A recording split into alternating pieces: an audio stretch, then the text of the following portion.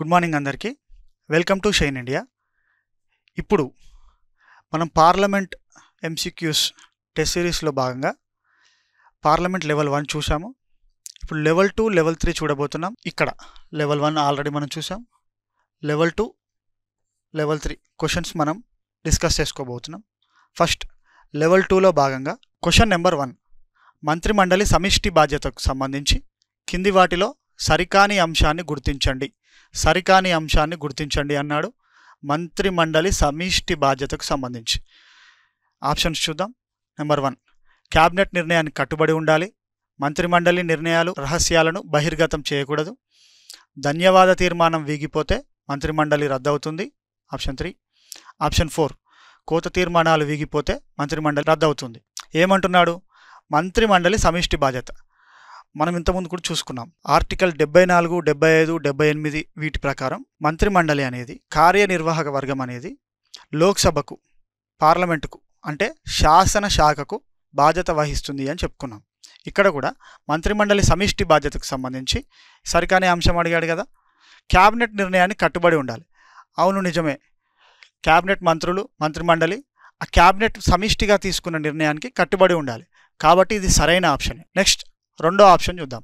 మంత్రిమండలి నిర్ణయాలు రహస్యాలను బహిర్గతం చేయకూడదు. అవునండి, ఇది కూడా రాజ్యాంగంలో స్పష్టంగా చెప్పబడింది. మంత్రిమండలి నిర్ణయాలు ఏవైతే ఉన్నాయో అవి ప్రకటించే వరకు సీక్రసీని మెయింటైన్ చేయాలి. దీన్నే ఓత్ ఆఫ్ సీక్రసీ అంటారు. సీక్రసీని మెయింటైన్ చేయాలి. కాబట్టి ఇది కూడా సరైనదే. మూడో చూడండి, ధన్యవాద తీర్మానం వీగిపోతే మంత్రిమండలి రద్దవుతుంది. 100% కరెక్ట్. ధన్యవాద తీర్మానాన్ని లోక్సభలో ప్రవేశపెట్టినప్పుడు, ఎప్పుడు ప్రవేశపెడతాం? రాష్ట్రపతి స్పీచ్ తర్వాత లోక్సభ సమావేశమయ్యే తొలి సెషన్లో, ఫస్ట్ ఇయర్లో తొలి సెషన్లో మనం ధన్యవాద తీర్మానాన్ని ప్రవేశపెడతాం. ఆ ధన్యవాద తీర్మానం వీగిపోతే మంత్రిమండలి రద్దవుతుంది అనే స్టేట్మెంట్ అనేది కరెక్ట్ అండి. ఓకే. ఆప్షన్ నెంబర్ 4, కోత తీర్మానాలు వీగిపోతే మంత్రిమండలి రద్దవుతుంది అన్నాడు. టక్న చూసి ఇది కూడా రైటే అనుకోవద్దు.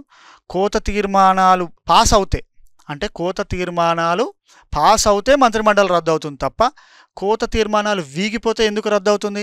కోత తీర్మానం వీగిపోతే మంత్రిమండలి రద్దు కాదు. కోత తీర్మానం అనేది ఆమోదం పొందితే మంత్రిమండలి రద్దు అవుతుంది. కాబట్టి ఆప్షన్ నెంబర్ 4 అనేది సరైన ఆప్షన్ కాదు. సరికాని అంశాన్ని అడిగాడు కాబట్టి option 4 is the right answer.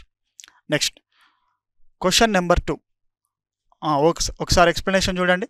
ప్రభుత్వ విధానాలకు వ్యతిరేకంగా ప్రవేశపెట్టేవే కోత తీర్మానాలు. కోత తీర్మానాలు నెగ్గితే ప్రభుత్వం రద్దు అవుతుంది. కోత తీర్మానాలు మనకు ఆప్షన్లో ఏమిచ్చాడు? కోత తీర్మానాలు వీగిపోతే అన్నాడు. Simple point. కాబట్టి option 4 is the right answer. ఈ కింది వాక్యాలు, క్వశ్చన్ నెంబర్ 2, ఈ కింది వాక్యాల్లో సరైన వాక్యాలను గుర్తించండి. ఆప్షన్ ఏ, రాజ్యసభ సభ్యత్వంతో ప్రధాని అయిన తొలి వ్యక్తి ఇందిరాగాంధీ. బి, పార్లమెంట్ సభ్యత్వం లేకుండా ప్రధాని అయిన తొలి వ్యక్తి దేవేగౌడ. సి, భారత తొలి సంకీర్ణ ప్రభుత్వానికి ప్రధాని మొరార్జీ దేశాయ్. ఓకే, 3 ఆప్షన్స్ ఇచ్చాడు. ఏ మాత్రమే, బీసీ, ఏసీ మాత్రమే, పైవన్నీ అని అంటున్నాడు.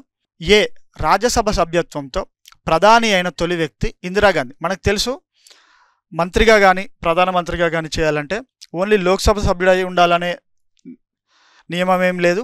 లోక్సభ కానీ రాజ్యసభ కానీ దీనిలో సభ్యుడైనా సరే మంత్రిగా ప్రమాణ స్వీకారం చేయొచ్చు, మంత్రిగా విధులు నిర్వహించవచ్చు. ఇక్కడ జనరల్గా అయితే లోక్సభ సభ్యులు ఎక్కువగా మంత్రులుగా ఉంటారు. ఇక్కడ రాజ్యసభ సభ్యత్వంతో ప్రధాని అయిన తొలి వ్యక్తి ఇందిరాగాంధీ అంటున్నారు. ఇది కరెక్ట్ అండి, కరెక్ట్ స్టేట్మెంట్. నెక్స్ట్ చూడండి, పార్లమెంట్ సభ్యత్వం లేకుండా ప్రధాని అయిన తొలి వ్యక్తి దేవేగౌడ అంటున్నాడు. దేవేగౌడ కూడా పార్లమెంట్ సభ్యత్వం లేకుండానే ప్రధానమంత్రి అయ్యాడు.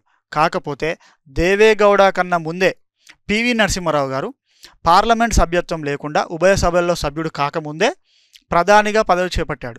మనకి ఈ విషయం గురించి కూడా తెలుసు. ఏ వ్యక్తినైనా సరే మనం మంత్రిగా నియమించవచ్చు. కానీ మంత్రిగా నియమితుడైన 6 నెలలలోపు ఏదైనా రాజ్యసభ కానీ లోక్సభ కానీ సభ్యుడిగా ప్రమాణ స్వీకారం చేయాలి. కానీ పార్లమెంట్ సభ్యత్వం లేకుండానే ప్రధాని అయ్యారు. ప్రధాని అయ్యి 6 నెలలలోపు రాజ్యసభ కానీ లోక్సభ కానీ సభ్యుడిగా ఎన్నికై ఉంటారు. ఇక్కడ చూద్దాం, పార్లమెంట్ సభ్యత్వం లేకుండా ప్రధాని అయిన తొలి వ్యక్తి దేవేగౌడ అన్నాడు కాబట్టి ఇది రాంగ్. తొలి వ్యక్తి ఎవరని చెప్పుకున్నాం? పివి నరసింహారావు అని చెప్పుకుందాం. ఓకే, భారత తొలి సంకీర్ణ ప్రభుత్వానికి ప్రధాని మొరార్జీ దేశాయ్ అంటున్నాడు. భారత తొలి సంకీర్ణ ప్రభుత్వం ఎప్పుడు ఏర్పడింది? మనం చెప్పుకున్నాం ఎమర్జెన్సీ పీరియడ్. ఎమర్జెన్సీ ఎప్పుడు? ఎమర్జెన్సీ ఎప్పుడు 1975 నుండి 77 మధ్యలో ఎమర్జెన్సీ పీరియడ్ ఉంది.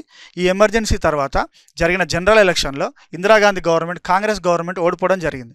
ఓడిపోయాక ఎవరు ప్రధానమంత్రి అయ్యారు? 77 ఎలక్షన్లో జనతా పార్టీ 1977 ఎలక్షన్లో జనతా పార్టీ ప్రభుత్వంలోకి వచ్చింది. జనతా పార్టీ ప్రభుత్వంలోకి వచ్చి ఇది మ్యాజిక్ ఫిగర్ దాటలేదండి. 4-5 పార్టీలు కలిపి జనతా ప్రభుత్వంగా ఏర్పాటు చేయడం జరిగింది. జనతా ప్రభుత్వం. ఈ జనతా ప్రభుత్వం తరఫున మొరార్జీ దేశాయ్ ప్రధానమంత్రిగా నియమింపబడ్డాడు. మొరార్జీ దేశాయ్ 1977 నుండి 79 వరకు ప్రధానిగా చేశాడు. అంటే ఇది జనతా ప్రభుత్వం, సంకీర్ణ ప్రభుత్వం, కూటమి ప్రభుత్వం అని చెప్పుకున్నాం కదా. కాబట్టి తొలి సంకీర్ణ ప్రభుత్వం అంటే ఏమని చెప్పొచ్చు? జనతా ప్రభుత్వం. ఆ జనతా ప్రభుత్వానికి ప్రధానమంత్రి ఎవరని చెప్పొచ్చు? మొరార్జీ దేశాయ్. కాబట్టి ఆప్షన్ సి తొలి సంకీర్ణ ప్రభుత్వానికి ప్రధాని మొరార్జీ దేశాయ్ అనే స్టేట్మెంట్ కరెక్ట్ అండి. అంటే ఇప్పుడు ఏంది? A correct, B wrong, C correct. అంటే ఇక్కడున్న ఆప్షన్స్లో ఆప్షన్ 3 ఏసీ మాత్రమే అనేది కరెక్ట్ ఆన్సర్ అవుతుంది. ఆప్షన్ 3 ఏసీ మాత్రమే కరెక్ట్. ఎక్స్ప్లెనేషన్ ఒకసారి చూద్దాం. పార్లమెంట్ సభ్యత్వం లేకుండా ప్రధాని అయిన తొలి వ్యక్తి పివి నరసింహారావు, రెండవ వ్యక్తి దేవేగౌడ. ఫస్ట్ తొలి వ్యక్తి పివి నరసింహారావు అన్నాం కదా. చూద్దాం. పివిఎన్ఆర్ టైం పీరియడ్ ఎప్పుడు? 1991 to 1996 అండి. PV Narasimha Rao time period 91 to 96. Okay, మరి పార్లమెంట్ సభ్యత్వం లేకుండా అయ్యాడన్నాం కదా. తర్వాత ఏం జరిగింది? ప్రధానమంత్రి అయ్యాక కర్నూలు జిల్లాలోని నంద్యాల పార్లమెంట్ సెగ్మెంట్ నుండి ఎంపీగా పోటీ చేయడం జరిగింది. భారీ మెజార్టీతో గెలవడం జరిగింది. ఇది ఇంపార్టెంట్ అండి. ఏపీ హిస్టరీలో లేకపోతే ఏపీకి సంబంధించిన పార్టీలో నంద్యాల ఉప ఎన్నికల్లో పివి నరసింహారావు గెలిచాడు. దీని గురించి కూడా అడగడం జరుగుతుంది, నంద్యాల గురించి గుర్తుపెట్టుకోండి. Next question number 3. కింది వాటిలో సరికాని వ్యాఖ్యలను గుర్తించండి. ఓకే, ఆప్షన్ 1 లోక్సభలో ప్రవేశపెట్టి చర్చిస్తున్న బిల్లు లోక్సభ రద్దుతో వీగిపోతుంది. ఓకే, లోక్సభ ఆమోదం తర్వాత రాజ్యసభలో పరిశీలనలో ఉన్న బిల్లు లోక్సభ రద్దుతో వీగిపోతుంది. ఓకే, రాజ్యసభలో ప్రవేశపెట్టిన బిల్లు రాజ్యసభలో పరిశీలనలో ఉండగా లోక్సభ రద్దుతో వీగిపోతుంది. ఓకే, రాజ్యసభలో ఆమోదం పొందిన బిల్లు లోక్సభ పరిశీలనలో లోక్సభ రద్దుతో రద్దు అవుతుంది. ఓకే, 4 ఆప్షన్లు ఇచ్చాడండి. ఇది మోస్ట్ ఫేవరెట్ టాపిక్ అండి, అండ్ ఇంట్రెస్టింగ్ టాపిక్, కష్టమైన టాపిక్ కూడా. వీటి గురించి ప్రతిసారి క్వశ్చన్ అడుగుతాడు. అందరికన్నా ఎగ్జామ్ రాసే వాళ్ళు మిగతా బిట్లు ఈజీ బిట్లు అందరూ పెట్టినా అందరికన్నా మీరు ఒక స్టెప్ అహెడ్ ఉండాలంటే, ఓ 4-5 మార్కులు ఎడ్జ్ ఉండాలంటే ఇలాంటి టఫ్ క్వశ్చన్స్ మీద దృష్టి పెట్టాల్సి ఉంటుంది. ఇది చాలా ఫేవరెట్ టాపిక్, అందరూ కన్ఫ్యూజ్ అయ్యే టాపిక్. దీని గురించి ఖచ్చితంగా నోట్ చేసుకోండి, తర్వాత రీసెర్చ్ చేసి ప్రతిదాని గురించి తెలుసుకోండి. ఓకే, ఇక్కడ ఏమంటున్నాడు? లోక్సభలో ప్రవేశపెట్టి చర్చిస్తున్న బిల్లు లోక్సభ రద్దుతో వీగిపోతుంది అంటున్నాడు. కరెక్టేనండి. లోక్సభలో ప్రవేశపెట్టి చర్చిస్తున్న టైంలో ఆ లోక్సభ రద్దు అయిపోయింది అనుకోండి, ఆటోమేటిక్గా ఆ బిల్లు వీగిపోతుంది. ఓకే, లోక్సభ ఆమోదం తర్వాత రాజ్యసభలో పరిశీలనలో ఉన్న బిల్లు లోక్సభ రద్దుతో వీగిపోతుంది. లోక్సభ ఆమోదం పొందింది, కానీ రాజ్యసభలో ఇంకా ఆమోదం పొందలేదు. కానీ ఏ సభలో అయితే ఆమోదం పొందిందో ఆ సభ రద్దు అయింది కాబట్టి లోక్సభ ఆమోదం తర్వాత ఇది కూడా రద్దు అవుతుంది. లోక్సభ రద్దు అయినప్పుడు వెంటనే ఇది కూడా వీగిపోతుంది. ఓకే, ఆప్షన్ నెంబర్ 3 రాజ్యసభలో ప్రవేశపెట్టిన బిల్లు రాజ్యసభలో పరిశీలనలో ఉండగా లోక్సభ రద్దుతో బిల్లు వీగిపోతుంది అన్నాడు. చూడండి, రాజ్యసభలో బిల్లు ప్రవేశపెట్టబడింది, రాజ్యసభలోనే పరిశీలనలో ఉంది. లోక్సభ రద్దుతో ఏం సంబంధం?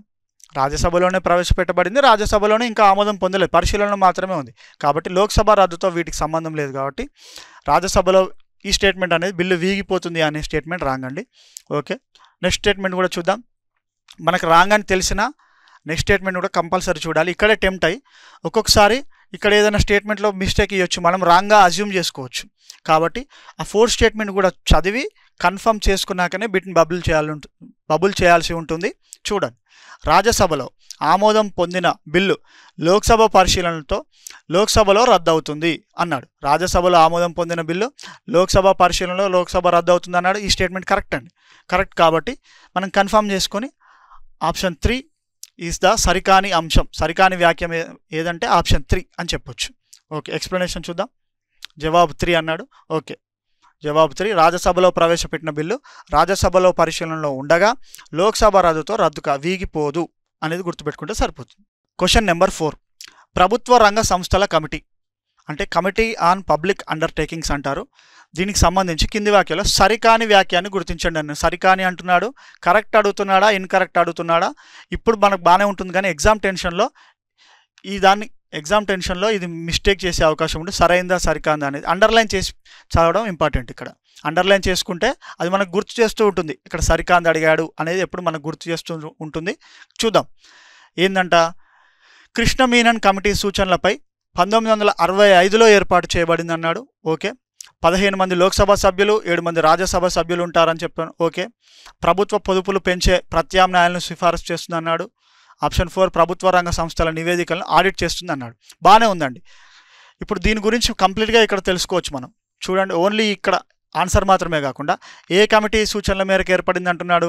కృష్ణ మీనన్ కమిటీ. రేపు డైరెక్ట్ క్వశ్చన్ అడగొచ్చుగా, ఏ కమిటీ సూచనల మేరకు ప్రభుత్వ రంగ సంస్థల కమిటీ ఏర్పడింది అని కూడా అడగొచ్చు కదా. ఆన్సర్ ఏమవుతుంది, కృష్ణ మీనన్ కమిటీ. ఓకే, బాగానే ఉంది. దీంట్లో సభ్యులు లోక్సభ నుండి ఎంతమంది, రాజ్యసభ నుండి ఎంతమంది ఉన్నారని కూడా అడగొచ్చు కదా. ఇక్కడనే నేర్చుకుంటే బెస్ట్. 15 మంది లోక్సభ, 7 మంది రాజ్యసభ సభ్యులు, ఉభయ సభల ప్రాతినిధ్యం ఉంటుంది. ఇది కూడా కరెక్ట్. నెక్స్ట్, ప్రభుత్వ రంగ సంస్థలను ఆడిట్ చేస్తుంది అన్నాడు. ఆప్షన్ 4, అది కూడా కరెక్టే. మరి ఆప్షన్ 3 ఏమైంది, ప్రభుత్వ పొదుపులు పెంచే ప్రత్యామ్నాయాలను సిఫారసు చేస్తుంది. అంటే ప్రభుత్వం డబ్బును ఎలా పొదుపు చేయాలి, ఇంకా ఆదాయం పొందడానికి వివిధ మార్గాలను ఎలా ఎంచుకోవాలి అనేది చూపిస్తుంది ఈ ప్రభుత్వ రంగ సంస్థల కమిటీ సూచిస్తుంది అన్నాడు. తప్పండి. ప్రభుత్వ రంగ సంస్థల కమిటీ కేవలం ప్రభుత్వ రంగాలకు సంబంధించి ఆడిట్ చేస్తుంది, అంచనాల గురించి చర్చిస్తుంది తప్ప ఎలా పొదుపు చేయాలి, ఇంకా ప్రత్యామ్నాయ మార్గాలను ఎలా వెతకాలి అనేది ఈ కమిటీ చెప్పదు. అది ఎవరు చెప్తారు అంటే ఆర్థిక సంఘం చెప్తుందండి. ఆర్థిక సంఘం. క్వశ్చన్ నెంబర్ 4, ప్రభుత్వ రంగ సంస్థల కమిటీకి సంబంధించి కింది వ్యాఖ్యలో సరికాని వాక్యం ఏది అని అడుగుతున్నాడు. చూడండి, ప్రభుత్వ రంగ సంస్థల కమిటీ కృష్ణ మీనన్ కమిటీ సిఫార్సుల మేరకు ఏర్పడింది అంటున్నాడు. ఓకే, 15 మంది లోక్సభ సభ్యులు, 7 మంది రాజ్యసభ సభ్యులు, ఉభయ సభల ప్రతినిధులు ఉన్నారంటున్నాడు. ఓకే, ప్రభుత్వ పొదుపులు పెంచే ప్రత్యామ్నాయాలను సిఫార్సు చేస్తుంది అన్నాడు. ఓకే, ప్రభుత్వ రంగ సంస్థలను ఆడిట్ చేస్తుంది అన్నాడు. దీంట్లో ఆప్షన్ ఏ కరెక్టేనండి. కృష్ణ మీనన్ కమిటీ సూచనల మేరకు ఏర్పడింది. 15 మంది లోక్సభ సభ్యులు, 7 మంది రాజ్యసభ సభ్యులు ఉంటారు. ఇది కూడా కరెక్టే. ఆప్షన్ 4, ప్రభుత్వ రంగ సంస్థల నివేదికలను ఆడిట్ చేస్తుంది అన్నాడు. అది కూడా కరెక్టే, ఆడిట్ చేస్తుంది. ప్రభుత్వ పొదుపులను పెంచే ప్రత్యామ్నాయాలను సూచిస్తుంది అన్నాడు. లేదండి, ప్రభుత్వ రంగ సంస్థల కమిటీ అలాంటి సూచనలు ఏం చేయదు. ప్రభుత్వ పొదుపులను పెంచి ప్రత్యామ్నాయాలను సూచించే కమిటీ ఏదంటే అంచనాల సంఘం. అంచనాల సంఘం, ఎస్టిమేట్స్ కమిటీ అంటారు. ఎస్టిమేట్ కమిటీ చెప్తుంది తప్ప ప్రభుత్వ రంగ సంస్థల కమిటీ వీటి గురించి చెప్పదు. ప్రభుత్వ పొదుపులను ప్రత్యామ్నాయాలను సిఫారసు చేసేది ఎస్టిమేట్స్ కమిటీ, అంచనాల సంఘం. కాబట్టి ఆప్షన్ 3 ఇస్ ద రాంగ్. కాబట్టి ఇక్కడ సరికానిది అడిగాడు కాబట్టి ఇది సరికాదు. కాబట్టి ఆప్షన్ 3 అనేది కరెక్ట్ ఆన్సర్గా తెలుపబడుతుంది. జవాబు 3, ప్రభుత్వ పొదుపులు పెంచే ప్రత్యామ్నాయాలను అంచనాల సంఘం సిఫారసు చేస్తుంది. ఓకే, అది గుర్తుపెట్టుకుంటే. మరి అంచనాల సంఘం ఏంటి, ఎస్టిమేట్స్ కమిటీ. ఎస్టిమేట్స్ కమిటీ దీని గురించి కూడా ఒక 2 లైన్లు నేర్చుకుంటే బెస్ట్ కదా. అసలు ఎస్టిమేట్స్ కమిటీ అంటే ఏంటి అనేది నేర్చుకుంటే మరి రేపు ఇంకొకసారి ఎస్టిమేట్స్ కమిటీ గురించి క్వశ్చన్ వచ్చినప్పుడు మనం ఈజీగా బిట్ చేయొచ్చు. ఎస్టిమేట్స్ కమిటీ, అంచనాల కమిటీ 30 మంది సభ్యులు ఉంటారు. 30 మంది కూడా లోక్సభ నుండే ఉంటారు అనేది గుర్తుపెట్టుకోండి. Very very important.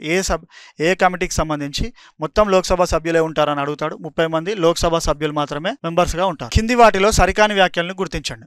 ఓకే, భారతదేశంలో తొలి మహిళా గవర్నర్ ఎవరన్నాడు, పద్మజా నాయుడు. ఓకే, గవర్నర్ పదవిని బంగారు పంజరంలో చిలకగా అభివర్ణించింది సరోజినీ నాయుడు అంటున్నాడు. ఒక రాష్ట్రానికి అత్యధిక కాలంగా గవర్నర్ వ్యవహరించిన వ్యక్తి ఎవరంటే జాకబ్ అంటున్నాడు. ఉమ్మడి ఆంధ్రప్రదేశ్లో తొలి మహిళా గవర్నర్ శారదా ముఖర్జీ. ఓకే, దీంట్లో గవర్నర్ పదవిని బంగారు పంజరంలో చిలకగా అభివర్ణించింది ఎవరు, సరోజినీ నాయుడు. స్టేట్మెంట్ కరెక్ట్ అండి. 2, ఒక రాష్ట్రానికి అత్యధిక కాలం గవర్నర్గా వ్యవహరించింది జాకబ్ అండి. కరెక్ట్ స్టేట్మెంట్ ఇది కూడా. ఉమ్మడి ఆంధ్రప్రదేశ్లో తొలి మహిళా గవర్నర్ ఎవరు, శారదా ముఖర్జీ. ఈ స్టేట్మెంట్ కూడా కరెక్ట్. అంటే స్టేట్మెంట్ కాంది కరెక్ట్ కాంది ఏంటంటే స్టేట్మెంట్ నెంబర్ 1, భారతదేశంలో తొలి మహిళా గవర్నర్ ఎవరు, మరి పద్మజా నాయుడు కాదు, వాళ్ళమ్మ సరోజినీ నాయుడు. సరోజినీ నాయుడు గారు భారతదేశంలో తొలి మహిళా గవర్నర్. కానీ ఇక్కడ కన్ఫ్యూజ్ చేయడానికి పద్మజా నాయుడు ఇచ్చాడు, అది గమనిస్తే సరిపోతుంది. సరికాంది అడిగాడు కాబట్టి option 1 is the right answer. చూడండి, భారతదేశంలో తొలి మహిళా గవర్నర్ ఎవరంటున్నాడు? సరోజిని నాయుడు, ఉత్తరప్రదేశ్కి చేసింది. రెండవ మహిళ పద్మజ నాయుడు, వాళ్ళ కూతురు పశ్చిమ బెంగాల్ చేసింది. ఈ రెండు గుర్తుపెట్టుకుంటే సరిపోతుంది. స్టేట్మెంట్స్ రివర్స్ ఇచ్చి కూడా ఇన్కరెక్ట్ ఏది కరెక్ట్ ఏది అని అడగొచ్చు. Question number 6. 94వ రాజ్యాంగ సవరణ ద్వారా ఆర్టికల్ 164లో కొత్తగా చేర్చబడిన రాష్ట్రాలను గుర్తించండి అన్నాడు. ఆర్టికల్ 164 అన్నాడు, 94వ రాజ్యాంగ సవరణ అన్నాడు. 2 పాయింట్స్ వచ్చాయి. ఆర్టికల్ 164 ఏం చెప్తుందంటే ఎక్కువ గిరిజన జనాభా ఉన్న రాష్ట్రాల్లో, షెడ్యూల్డ్ రాష్ట్రాలు ఉన్నాయి కొన్ని, వాటిలో కొన్ని రాష్ట్రాల్లో 4 రాష్ట్రాలు ఉంటాయి. ఆ కొన్ని రాష్ట్రాల్లో తప్పనిసరిగా గిరిజన మంత్రిత్వ శాఖ ఉండాల్సిందే అని ఆర్టికల్ 164 చెప్తుంది. ఆ కొన్ని రాష్ట్రాలు ఏంటి అంటే, ఒకటి మధ్యప్రదేశ్, రెండవది బీహార్, మూడవది ఒరిస్సా. ఈ రాష్ట్రాల్లో ఉండాలని ఫస్ట్ ఆర్టికల్ 164 చెప్పేది. తర్వాత 94వ రాజ్యాంగ సవరణలో ఈ బీహార్ తీసేశారండి. బీహార్ తీసేసి ఛత్తీస్గఢ్, జార్ఖండ్ ఈ 2 రాష్ట్రాలని చేర్చారు. ఛత్తీస్గఢ్, జార్ఖండ్ అనే 2 రాష్ట్రాలని చేర్చారు. మొదటగా ఏముండేది? మధ్యప్రదేశ్, బీహార్, ఒరిస్సా ఉండేది. 94వ రాజ్యాంగ సవరణ ద్వారా ఛత్తీస్గఢ్, జార్ఖండ్ని చేర్చారు. ఇక్కడ ఏమంటున్నాడు? చేర్చబడిన రాష్ట్రాలను గుర్తించండి అంటున్నాడు కదా, చూద్దాం. బీహార్, ఒరిస్సా, ఛత్తీస్గఢ్, జార్ఖండ్ ఇచ్చాడు. 1 A and C, 2 B and C, 3 C and D, 4 B and D అన్నాడు. కాబట్టి option 3 C and D, Chhattisgarh, Jharkhand ఈ 2 రాష్ట్రాలుగా ఇప్పుడు మనం డిస్కస్ చేసుకుంది. చూద్దాం. జవాబు 3. ఓకే. తప్పనిసరిగా గిరిజన మంత్రిత్వ శాఖ ఏర్పాటు చేయాల్సిన రాష్ట్రాలు మధ్యప్రదేశ్, ఒరిస్సా, బీహార్. ఓకే. తర్వాత 94వ రాజ్యాంగ సవరణ ద్వారా బీహార్ స్థానంలో ఛత్తీస్గఢ్, జార్ఖండ్ రాష్ట్రాలు చేర్చబడ్డాయి. ఓకే. కాబట్టి ఇప్పుడు కొత్తగా చేర్చబడిన రాష్ట్రాలు అంటే ఏమని చెప్పొచ్చు? ఛత్తీస్గఢ్, జార్ఖండ్. ఇప్పుడు అట్ ప్రజెంట్ ఆర్టికల్ 164లో ఉన్న రాష్ట్రాలు ఏవి అని అనొచ్చు. అన్నప్పుడు ఏమవుతుంది ఆన్సరు? మధ్యప్రదేశ్, ఒరిస్సా, ఛత్తీస్గఢ్, జార్ఖండ్ అవుతుంది. అంటే 4 రాష్ట్రాలు. లేని రాష్ట్రం ఏది అని కూడా రేపు బిట్ ఇవ్వచ్చు, గమనించండి. Question number 7. కింది వ్యాఖ్యల్లో సరికాని వ్యాఖ్యలను గుర్తించండి. ఆర్టికల్ 213 ప్రకారం గవర్నర్ ఆర్డినెన్స్ అధికారం కలిగి ఉన్నారు. ఓకే. సభా సమావేశమైన 6 నెలల 6 వారాల్లో ఆర్డినెన్స్ సభ చేత ఆమోదించబడాలంటున్నాడు. ఓకే. కేంద్ర శాసనాలకు విరుద్ధంగా ఉన్న ఉమ్మడి జాబితా అంశాలపై రాష్ట్రపతి ముందస్తు ఆమోదంతోనే గవర్నర్ ఆర్డినెన్స్ జారీ చేయాలన్నాడు. ఓకే. ప్రజా ప్రయోజనార్థం, రాజ్యాంగ అవసరాల దృష్ట్యా మాత్రమే ఆర్డినెన్స్ జారీ చేయాలి. కరెక్టే. దీంట్లో సరికాని వాక్యం ఏది అంటే ఆప్షన్ 2 అండి. సభా సమావేశమైన 6 నెలల 6 వారాల్లో ఆర్డినెన్స్ సభ చేత ఆమోదించబడాలి అన్నాడు. 6 నెలల 6 వారాలు అన్నాడు. కాదండి, సభా సమావేశమైన 6 వారాల్లో మాత్రమే, 6 నెలల 6 వారాల్లో కాదు. 6 నెలల 6 వారాలు అనేది ఏంటి అంటే ఆర్డినెన్స్ గరిష్ట కాల పరిమితి. అంటే ఆర్డినెన్స్ ప్రవేశపెట్టినాక 6 నెలల పాటు అది అమల్లో ఉంటుంది. ఒకవేళ 6 నెలల పాటు పార్లమెంట్ కానీ లేకపోతే ఉభయ సభల్లో ఏ సభ కానీ సెషన్లో లేకపోతే 6 నెలల తర్వాత ల్యాప్స్ అవుతుంది. ఒకవేళ సెషన్లోకి వస్తే 6 నెలల తర్వాత సెషన్లోకి వచ్చిన రోజు నుండి 6 వారాల్లోపు ఆర్డినెన్స్ అనేది ఖచ్చితంగా ఆమోదం పొందవలసి ఉంటుంది. కాబట్టి గరిష్ట కాలపరిమితి ఎంత అని చెప్పొచ్చు? 6 నెలల 6 వారాలు అని చెప్పొచ్చు. సభా సమావేశమైన 6 వారాల్లో ఆర్డినెన్స్ ఆమోదం పొందాలి. కాబట్టి ఆన్సర్ ఏమవుతుంది? ఆప్షన్ 2 6 నెలల 6 వారాలు కాదు, కేవలం 6 వారాలు, సభా సమావేశమైన 6 వారాలు. ఓకే. Question number 8. రాజ్యాంగం ప్రకారం రాష్ట్ర విధానసభ సంఖ్యలో మినహాయింపు గల రాష్ట్రాలను గుర్తించండి. విధానసభ సంఖ్య అంటే ఏంది? విధానసభ అంటే అసెంబ్లీలో ఉండాల్సిన మినిమం నెంబర్ ఎంత, మ్యాక్సిమం నెంబర్ ఎంత అంటే ఏం చెప్పొచ్చు? Minimum number 60. 60కి దిగకూడదండి సంఖ్య. 60 మంది మినిమం శాసనసభ్యులుగా ఉండాలి శాసనసభలో. హయ్యెస్ట్ ఎంత ఉండాలి? 500. 60 మినిమం, 500 మ్యాక్సిమం. కానీ కొన్ని రాష్ట్రాలకు ఎగ్జంప్షన్స్ ఇచ్చారు. ఎందుకు? అక్కడ పాపులేషన్ బట్టి, ఉన్న పరిస్థితులను బట్టి కొన్ని రాష్ట్రాలకు మినహాయింపులు ఇచ్చారు. ఆ రాష్ట్రాలు ఏంటో గుర్తించండి అంటున్నాడు. ఏ గోవా, బి మణిపూర్, నాగాల్యాండ్, అరుణాచల్ ప్రదేశ్ అన్నాడు. మణిపూర్ లేదండి, గోవా, నాగాల్యాండ్, అరుణాచల్ ప్రదేశ్ ఉంటాయి. కాబట్టి ఏసీడి ఏంటి? Option 3 ACD is the right answer. ఇంకా ఏమేమి ఉన్నాయి? మొత్తం 5 రాష్ట్రాలు ఉంటాయి. ఆర్టికల్ 170 విధానసభ సభ్యులు కనిష్టంగా 60 మంది అని, గరిష్టంగా 500 మంది అని మించరాదని చెప్పింది. మినహాయింపు గల రాష్ట్రాలు 5 అండి. 1 అరుణాచల్ ప్రదేశ్, గోవా, అరుణాచల్ ప్రదేశ్, గోవా, సిక్కిం, నాగాలాండ్, మిజోరాం చిన్న రాష్ట్రాలు. వీటికి 60 మంది సభ్యులు ఉండాల్సినంత పాపులేషన్ లేదు కాబట్టి వీటిని ఎగ్జామ్ట్ చేశారు, మినహాయింపు ఇచ్చారు. అందులో మణిపూర్ అని ఇచ్చాడు, మణిపూర్ లేదు.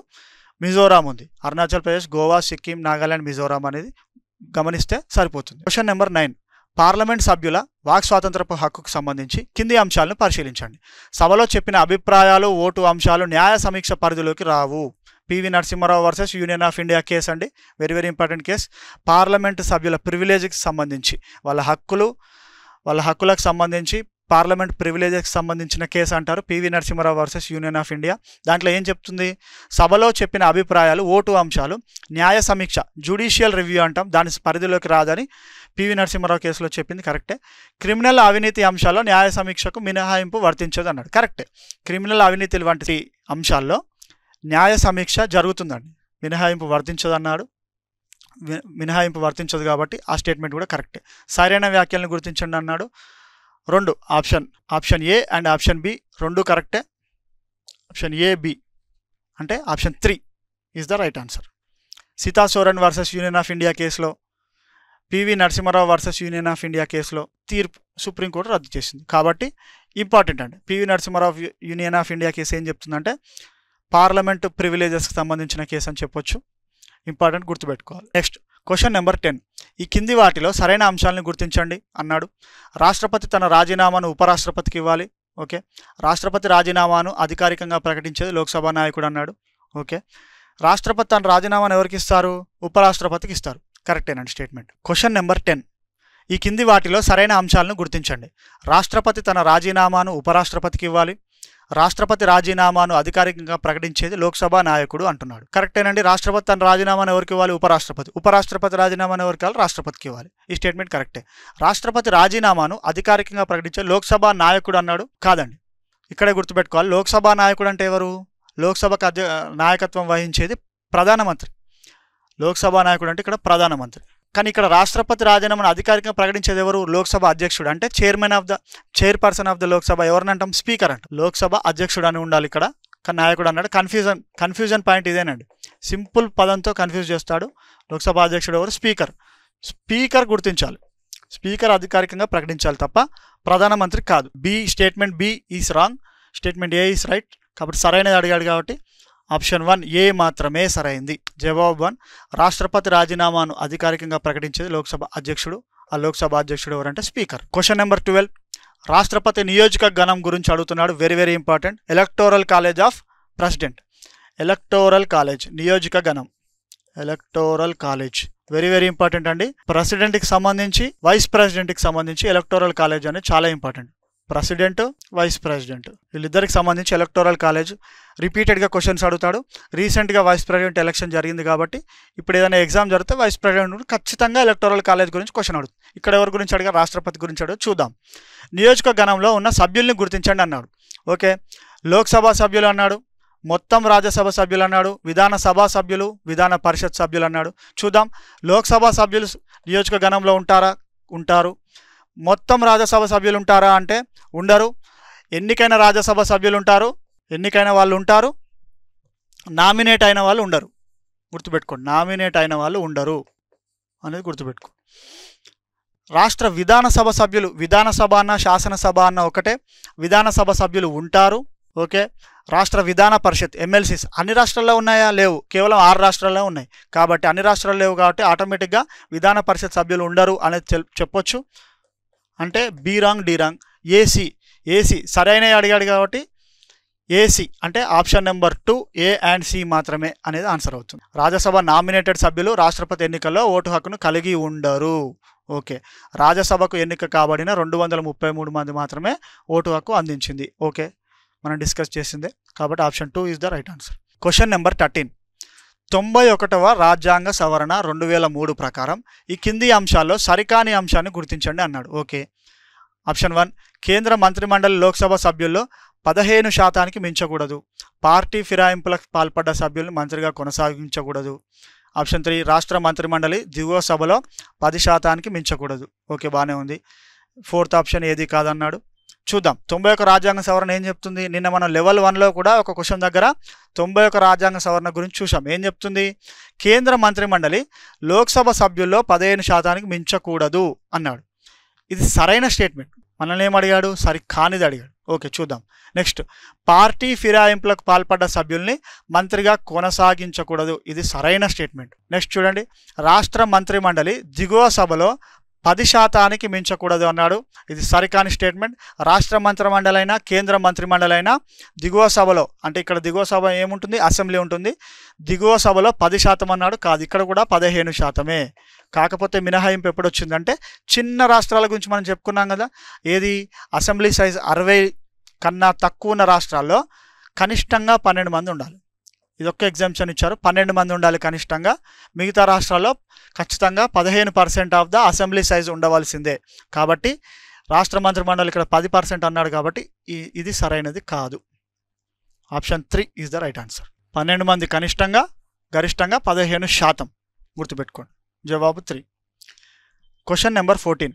ఈ కింది వాక్యాల్లో సరికాని వ్యాఖ్యల్ని గుర్తించండి. సరికాని చూద్దాం. ఏకగ్రీవంగా ఎన్నికైన తొలి ఉపరాష్ట్రపతి సర్వేపల్లి రాధాకృష్ణన్ అన్నాడు. పదవిలో ఉండగా మరణించిన ఏకైక ఉపరాష్ట్రపతి కృష్ణకాంత్ అన్నాడు. అత్యధిక కాలం ఉపరాష్ట్రపతిగా వ్యవహరించింది హమీద్ అన్సారీ అన్నాడు. తాత్కాలిక రాష్ట్రపతిగా వ్యవహరించిన తొలి ఉపరాష్ట్రపతి జాకీర్ హుస్సేన్ అన్నాడు. చూద్దాం. ఇక్కడ పదవిలో ఉండగా మరణించిన ఏకైక, ఇది ఉపరాష్ట్రపతి అండి. ఉపరాష్ట్రపతి. రాష్ట్రపతి అని ఇది ఆన్సర్ కాదనుకున్నాను. ఇది ఉపరాష్ట్రపతి, టైపింగ్ మిస్టేక్ అనుకోవచ్చు. చూద్దాం. ఏకగ్రీవంగా ఎన్నికైన తొలి ఉపరాష్ట్రపతి ఎవరంటే Sarvepalli Radhakrishnan is the correct statement అండి. పదవిలో ఉండగా మరణించిన ఏకైక ఉపరాష్ట్రపతి కృష్ణకాంత్, ఇది కూడా కరెక్ట్ స్టేట్మెంటే. ఆప్షన్ 3, అత్యధిక కాలం ఉపరాష్ట్రపతిగా వ్యవహరించింది ఎవరు? హమీద్ అన్సారీ. 2 టర్మ్స్ వ్యవహరించాడు. 2009, 2004 to 2014 2 టర్ములు అండి. కాంగ్రెస్ యూపీఏ టైంలో వ్యవహరించాడు హమీద్ అన్సారీ గారు. ఓకే, కాబట్టి ఇది కూడా కరెక్ట్ స్టేట్మెంట్. స్టేట్మెంట్ నెంబర్ 4, తాత్కాలిక రాష్ట్రపతిగా వ్యవహరించిన తొలి ఉపరాష్ట్రపతి జాకీర్ హుస్సేన్ అన్నాడు. కాదండి, తాత్కాలిక రాష్ట్రపతిగా వ్యవహరించిన తొలి ఉపరాష్ట్రపతి వివి గిరి. వరాహ వెంకటగిరి 4వ రాష్ట్రపతి. ఆయన తాత్కాలిక రాష్ట్రపతిగా వ్యవహరించిన తొలి ఉపరాష్ట్రపతి. ఉపరాష్ట్రపతికి కూడా చేశాడు అంతకుముందు, రాష్ట్రపతి ముందు. ఆ టైంలో తాత్కాలిక రాష్ట్రపతిగా వ్యవహరించాడు. ఎందుకు వ్యవహరించాడు? జాకీర్ హుస్సేన్ గారు మరణించినప్పుడు తాత్కాలిక రాష్ట్రపతిగా వివి గిరి గారు పనిచేశారు. కాబట్టి ఆప్షన్ 4 అనేది సరికాదు. ఓకే, రాష్ట్రపతి జాకీర్ హుస్సేన్ మరణానంతరం ఉపరాష్ట్రపతి వివి గిరి తాత్కాలిక రాష్ట్రపతిగా బాధ్యతలు స్వీకరించాడు అన్నారు. కాబట్టి okay, option 4 is the answer. Question number 15. కింది వాటిలో సరికాని అంశాలను గుర్తించండి అన్నాడు. ఓకే, చూద్దాం.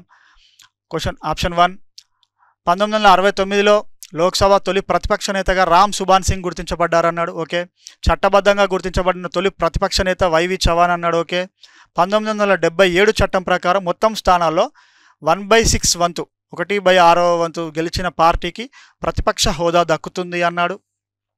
అమెరికాలో ప్రతిపక్ష పార్టీని మైనారిటీ పార్టీగా వ్యవహరిస్తారు. ఓకే, ఇవన్నీ బాగానే ఉన్నాయి. ఇప్పుడు చూడండి, లోక్సభలో ప్రతిపక్ష హోదా దక్కాలి అంటే ఎంత పర్సెంట్ ఉండాలి అని మనం అనుకున్నాం, చాలాసార్లు అనుకున్నాం. ఎంత పర్సెంట్? 10% సీట్లు వస్తేనే లోక్సభలో ప్రతిపక్ష హోదా దక్కుతుందని అనుకున్నాం. కానీ ఇక్కడ ఏమన్నాడు? 1/6 అన్నాడు. కాబట్టి ఆప్షన్ 3 ఈస్ రాంగ్. 1/10 అనొచ్చు. కాబట్టి సరికాని అడిగాడు కాబట్టి ఆప్షన్ 3. జవాబు 3. మొత్తం స్థానాల్లో 1/10 అండి. 1/10 అన్నా 10% అన్నా ఒకటే. 10% 1/10 వచ్చిన పార్టీకే ప్రతిపక్ష హోదా దక్కుతుంది. మీరు చూసుకుంటే 2014లో నరేంద్ర మోడీ గవర్నమెంట్ వచ్చినప్పుడు కాంగ్రెస్కి రాలేదు కాబట్టి ప్రతిపక్ష హోదా దక్కలేదు, 10% సీట్లు. నెక్స్ట్ 2019 ఎలక్షన్లో కూడా కాంగ్రెస్కి 10% సీట్లు రాలేదు. అంటే 545లో 54.5, 55 రాలేదు, 53, 52తోనే ఆగిపోయింది. కాబట్టి ప్రతిపక్ష హోదా దక్కలేదు. ఈసారి 100 సీట్లు వచ్చాయి కాబట్టి ఈసారి ప్రతిపక్ష హోదా దక్కింది. ఇది గుర్తుపెట్టుకుంటే సరిపోతుంది. Next question number 16. జతపరచండి అన్నాడు. సాధారణ ముగింపు, కంగారు ముగింపు, జిలెటిన్ ముగింపు అని 3 ఉంటాయి. వీటికి సంబంధించి మ్యాచింగ్ చేయండి అన్నాడు. సాధారణ ముగింపు అంటే ఏముంటుంది అంటే అన్ని విషయాలపైన చర్చించి ఓటింగ్ చేస్తే దాన్ని సాధారణ ముగింపు అంటారు. పార్లమెంట్ సెషన్స్లో అన్ని విషయాలపైన వచ్చిన ప్రతి అంశం పైన చర్చించి, కూలంకుషంగా చర్చించి వాటిపైన ఓటింగ్ నిర్ణయిస్తే దాన్ని సాధారణ ముగింపు అంటారు. రెండో చూడండి, కంగారు ముగింపు.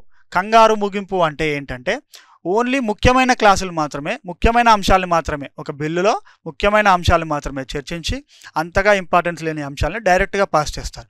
దాన్ని కంగారు ముగింపు అంటారు. నెక్స్ట్ ఏంటి? గిలెటన్ ముగింపు. దీనికి సంబంధించి అన్ని అంశాలను కలిపి చర్చించినవి అన్నీ కలిపి ఒకేసారి ఓటింగ్ చేస్తారు. దాన్ని గిలెటన్ ముగింపు అంటారు. కాబట్టి ఇప్పుడు మ్యాచింగ్ చూడండి. సాధారణ మ్యాచింగ్, సాధారణ ముగింపు అంటే A2 ఎన్ని ఉన్నాయి? 2 ఉన్నాయి. ఓకే. నెక్స్ట్ కంగారు ముగింపు అంటే ముఖ్యమైన క్లాజులను చర్చిస్తారనుకున్నాగా B3, A2 B3. Next C గిలెటన్ ముగింపు, చర్చించని అన్నారు. కాబట్టి option 2 is the right answer. Matching question అంటే ఇంపార్టెంట్, దీని గురించి అడిగే అవకాశం ఎక్కువగా ఉంది. జవాబు 2. Rajya Sabha question number 17. రాజ్యసభ సభ్యుల అర్హతలను గుర్తించండి అన్నాడు. రాజ్యసభ సభ్యుల అర్హతలు ఏముండాలి? భారత పౌరుడై ఉండాలన్నాడు. ఓకే. 30 సంవత్సరాల వయసు కలిగి ఉండాలన్నాడు. ఓకే. రాష్ట్రంలో ఓటు హక్కు కలిగి ఉండాలి, సంబంధిత రాష్ట్ర నివాసి అయి ఉండాలి అన్నాడు. చూడండి, రాజ్యసభ సభ్యులకు సంబంధించి భారత పౌరుడై ఉండాలనేది కరెక్టే. 30 సంవత్సరాల వయసు ఉండాలి, కరెక్టే. లోక్సభ అయితే 25 సంవత్సరాలు, సర్పంచ్ లోకల్ బాడీస్లో 21 ఉంటుంది. రాష్ట్రపతి, గవర్నర్కి, ఉపరాష్ట్రపతికి 35 సంవత్సరాలు ఉంటుంది, గమనించుకోండి. నెక్స్ట్, ఆ రాష్ట్రంలోనే ఓటు హక్కు ఉండాలి, సంబంధిత రాష్ట్ర నివాసి అయి ఉండాలి. ఇంతకుముందు అలానే ఉండేది. ఏ రాష్ట్రానికి సంబంధించిన రాజ్యసభ సభ్యుడు ఆ రాష్ట్రంలోనే ఓటు ఉండాలి, ఆ రాష్ట్రంలోనే నివాసి అయి ఉండాలి. కానీ ఇప్పుడు అలా ఉందా అంటే 2003 తర్వాత నిబంధనలు మార్చారు. ఓటు హక్కు ఉండాలి ఆ రాష్ట్రానికి సంబంధించి అంటే సరిపోతుంది, దేశంలో ఎక్కడున్నా సరిపోతుంది. సంబంధిత రాష్ట్ర నివాసి అయి ఉండాలని కూడా ఏం లేదు.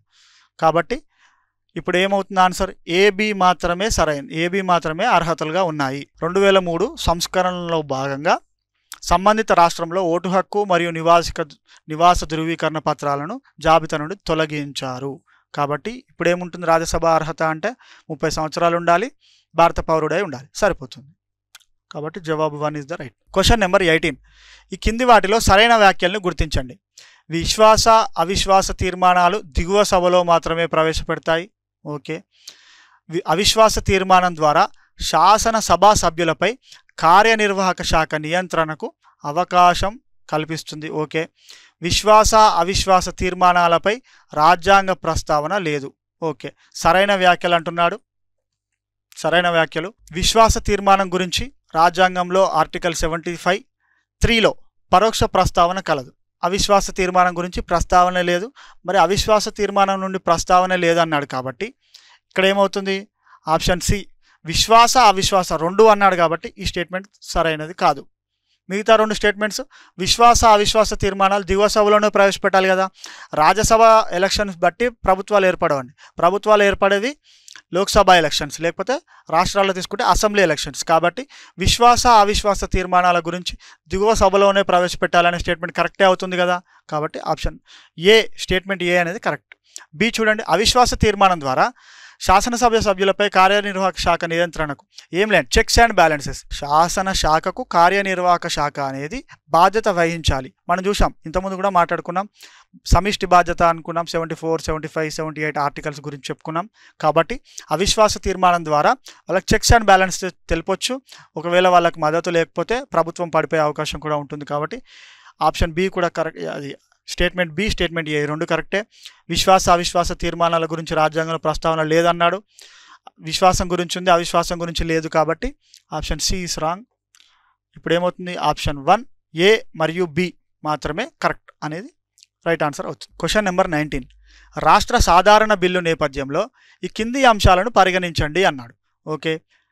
A గవర్నర్ ముందస్తు అనుమతితో మాత్రమే దిగువ సభలో ప్రవేశపెట్టాలి. ఉభయ సభల సంయుక్త సమావేశాలు అనుమతించబడవు. ఎమ్మెల్యే సభ ఎమ్మెల్సీ సభపై ఆధిపత్యాన్ని ప్రదర్శిస్తుంది అన్నాడు. ఓకే. రాష్ట్ర సాధారణ బిల్లు కదా.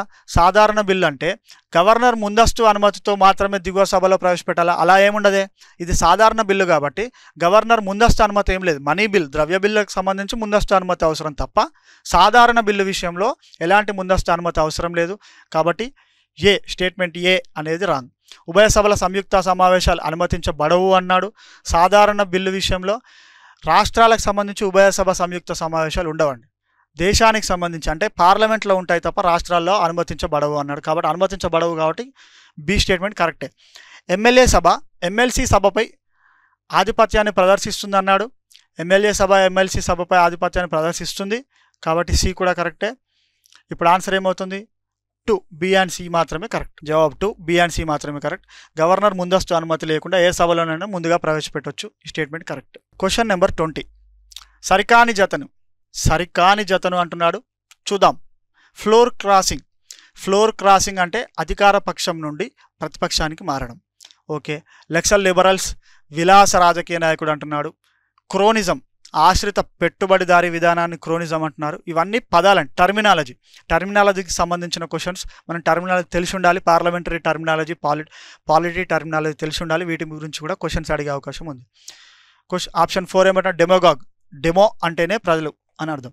ప్రజల భావోద్వేగాలతో ఆడుకునే రాజకీయ నాయకుడు అని అడుగుతున్నాడు. దీంట్లో ఏది సరికాని జత అంటున్నాడు. చూడండి, ఫస్ట్ స్టేట్మెంటే చూడండి. ఫ్లోర్ క్రాసింగ్ అన్నాడు. ఫ్లోర్ క్రాసింగ్ అంటే అధికార పక్షం నుండి ప్రతిపక్షానికి మారడం. ఒక సభ్యుడు, పార్లమెంట్ సభ్యుడు కానీ ఎమ్మెల్యే కానీ అధికార పక్షం నుండి ప్రతిపక్షాన్ని మారితే ఏమంటాం? ఫ్లోర్ క్రాసింగ్ అంటామా? కాదు, కార్పెట్ క్రాసింగ్ అంటాం. కార్పెట్ క్రాసింగ్ అంటే అధికార పక్షం నుండి ప్రతిపక్షంలోకి మారడం. జరుగుతుందా అలాగే? ఇప్పుడు జరగదు. ప్రతిపక్షం నుండి అధికార పక్షంలోకి వస్తారు కానీ అధికార పక్షం నుండి ప్రతిపక్షంలోకి మారుతారా? అలాంటి సన్నివేశాలు రేర్గా చూస్తాము. కాబట్టి కార్పెట్ క్రాసింగ్ అనేది అధికార పక్షం నుండి ప్రతిపక్షానికి మారడం సూచిస్తుంది. ఫ్లోర్ క్రాసింగ్ అంటే ఏంటి? ప్రతిపక్షం నుండి అధికార పక్షంలోకి మారడం. కాబట్టి రివర్స్లో ఇచ్చాడు. కాబట్టి ఇది సరికాని జత. ఫ్లోర్ క్రాసింగ్ అంటే ఏంటి? ప్రతిపక్షం నుండి అధికార పక్షానికి మారడం. కార్పెట్ క్రాసింగ్ అంటే అధికార పక్షం నుండి ప్రతిపక్షానికి మారడం. Point to be noted. రివర్స్లో అడిగే అవకాశం ఎక్కువగా ఉంటుంది. Question number 21. ఈ కింది వ్యాఖ్యల్లో సరికాని అంశాన్ని గుర్తించండి అన్నాడు. సరికాని అంశం. పబ్లిక్ బిల్ ఏ సభలోనైనా ప్రవేశపెడుతుంది. ఓకే. మంత్రి కాని సభ్యులు ప్రవేశపెట్టే బిల్లును ప్రైవేట్ మెంబర్ బిల్లుగా పేర్కొంటారు. ఓకే. ప్రభుత్వ బిల్లు మరియు ప్రైవేట్ బిల్లు ప్రభుత్వ భవిష్యత్తు నిర్ణయిస్తా అన్నాడు. ఓకే. ప్రైవేట్ మెంబర్ బిల్లు ప్రతి శుక్రవారం అనుమతించబడుతుంది అన్నాడు. ఓకే. పబ్లిక్ బిల్ అన్నాడు. ఫస్ట్ పాయింట్ పబ్లిక్ బిల్ అన్నాడు. అసలు పబ్లిక్ బిల్ అంటే ఏంటి? పబ్లిక్ బిల్ అంటే గవర్నమెంట్ చేత ప్రవేశింపబడిన బిల్లుని పబ్లిక్ బిల్ అంటారు. గవర్నమెంట్ చేత ప్రవేశింపబడడం అంటే ఏంటి? మంత్రుల చేత ప్రవేశింపబడే బిల్లుని పబ్లిక్ బిల్ అంటారు. ఓకే. ఆప్షన్ 2 చూడండి. మంత్రి కాని సభ్యులు ప్రవేశపెట్టే బిల్లుని ప్రైవేట్ మెంబర్ బిల్ అంటారు. అంతే కదా. మంత్రులు కాని వ్యక్తులు అందరూ ప్రైవేట్ వ్యక్తులు. అధికార పక్ష సభ్యులైనా సరే. Point to be noted. మంత్రి కాకపోతే చాలు. అధికార పక్ష సభ్యుడైనా, ప్రతిపక్ష సభ్యుడైనా, లోక్సభ సభ్యుడే, లేకపోతే రాజ్యసభ సభ్యుడే, సభా సభ్యుడే. కాబట్టి వాళ్ళెవ్వరూ ప్రవేశపెట్టే బిల్లునైనా ప్రైవేట్ మెంబర్ బిల్ అనే అంటాం. ఓకే. కాబట్టి ఈ స్టేట్మెంట్ కరెక్టే. ఆప్షన్ 2 కరెక్టే. ఆప్షన్ 3 ఏమనుంది? ప్రభుత్వ బిల్లు, ప్రైవేట్ బిల్లు ప్రభుత్వ భవిష్యత్తు నిర్ణయిస్తారు. అంతే కదా. ప్రభుత్వ బిల్లు అయినా ప్రైవేట్ బిల్లు అయినా ఆ బిల్లు వీగిపోతే ఏంది అర్థం? అక్కడ మెజారిటీ సభ్యుల మద్దతు ఆ ప్రభుత్వానికి లేదని అర్థం. అప్పుడు భవిష్యత్తు నిర్ణయించినట్టుగా ప్రభుత్వ భవిష్యత్తు అంటే ప్రభుత్వం ఉండాలన్నా, ప్రభుత్వం రద్దవ్వాలన్నా అనేది ఈ బిల్లుల ఆమోదం తిరస్కరణ మీద ఆధారపడి ఉంటుంది. కాబట్టి ఈ స్టేట్మెంట్ కూడా కరెక్టే. 2 కరెక్టే, 3 కరెక్ట్. ప్రైవేట్ మెంబర్ బిల్లు ప్రతి శుక్రవారం అనుమతించబడుతుంది అన్నాడు. కరెక్టే. సరికానిది అన్నాడు కదా. పబ్లిక్ బిల్ ఏ సభలోనైనా ప్రవేశపెట్టబడుతుంది అన్నాడు. ఇది కూడా కరెక్టే. ఇప్పుడు సరికానిది ఏంది? ప్రైవేట్ మెంబర్ బిల్లు ప్రతి శుక్రవారం అనుమతించబడుతుంది అన్నాడు. ఈ స్టేట్మెంట్ కాదు. ఏమై ఉంటుంది ఆన్సర్ అంటే ప్రైవేట్ మెంబర్ బిల్లు ప్రతి ఆల్టర్నేట్ శుక్రవారం, అంటే ఒక శుక్రవారం తప్పించి మరొక శుక్రవారం, ఆల్టర్నేట్ శుక్రవారాల్లో అనుమతించబడుతుంది. కాబట్టి ఇక్కడ ప్రతి శుక్రవారం అన్నాడు. చిన్న స్టేట్మెంట్ గుర్తుపెట్టుకోండి. Option 4 is the answer. Private member bill alternate శుక్రవారాలు మాత్రమే ప్రవేశపెట్టబడుతుంది. ప్రభుత్వ బిల్లు, ప్రైవేట్ బిల్లుల మెజారిటీపై ప్రభుత్వం ఆధారపడి ఉంటుందన్నాం. అది కూడా correct. Option 4 is the answer. Next question number 22. కింద ఇవ్వబడిన అంశాల్లో సరికాని అంశాన్ని గుర్తించండి. ద్రవ్య బిల్లు రాష్ట్రపతి ముందస్తు అనుమతితో లోక్సభలో మాత్రమే ప్రవేశపెట్టబడుతుంది అన్నాడు. కరెక్టే. ద్రవ్య బిల్ అంటే మనీ బిల్ 1110 అని చెప్పుకున్నాం ఆర్టికల్. ఇది రాష్ట్రపతి ముందస్తు అనుమతితోనే ప్రవేశపెట్టబడాలి. అది కూడా కరెక్ట్ స్టేట్మెంటే. సాధారణ బిల్లు రాష్ట్రపతి అనుమతి లేకుండా ఏ సభలోనైనా ప్రవేశపెట్టవచ్చు. సాధారణ బిల్లు రాష్ట్రపతి అనుమతి లేకుండా ఏ సభలోనైనా ప్రవేశపెట్టవచ్చు. కరెక్టే ఆ స్టేట్మెంట్ కూడా. ఓకే. ఆర్థిక బిల్లును రాష్ట్రపతి అనుమతి లేకుండా ఏ సభలోనైనా ప్రవేశపెట్టవచ్చు అన్నాడు. ఒక చూద్దాం. సాధారణ ఆర్థిక బిల్లులపై విభేదాలపై ఉభయ సభల సంయుక్త సమావేశం ఏర్పాటు చేసేది రాష్ట్రపతి అన్నాడు. చూడండి, ఉభయ సభల సంయుక్త సమావేశాలు ఏర్పాటు చేసేది ఎవరు? రాష్ట్రపతి. ఈ స్టేట్మెంట్ కూడా కరెక్టే. ఆర్థిక బిల్లును రాష్ట్రపతి అనుమతి లేకుండా ఏ సభలోనైనా ప్రవేశపెట్టవచ్చా అంటే ఆర్థిక బిల్లులో 2 రకాలు ఉంటాయి. ఆర్థిక బిల్లు ఆర్టికల్ ఎంత? 117. దీంట్లో 2 రకాలు ఉంటాయి. టైప్ 1, టైప్ 2 అని చెప్పుకున్నాం. టైప్ 1 బిల్లును రాష్ట్రపతి అనుమతి లేకుండా ప్రవేశపెట్టడానికి వీల్లేదు, ఖచ్చితంగా రాష్ట్రపతి అనుమతి ఉండాలి. కాబట్టి ఆర్థిక బిల్లులు రాష్ట్రపతి అనుమతి లేకుండా ప్రవేశపెట్టవచ్చు అనేది తప్పు స్టేట్మెంట్ అవుతుంది. జవాబు 3.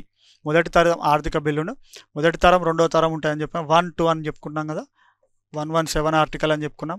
దీనికి సంబంధించి రాష్ట్రపతి ముందస్తు అనుమతితో మాత్రమే లోక్సభలో ప్రవేశపెట్టాలి. కాబట్టి జవాబు 3 అవుతుంది, ఆప్షన్ 3. Question number 23. ఈ కింది వ్యాఖ్యల్లో సరైన అంశాలను గుర్తించండి అన్నాడు.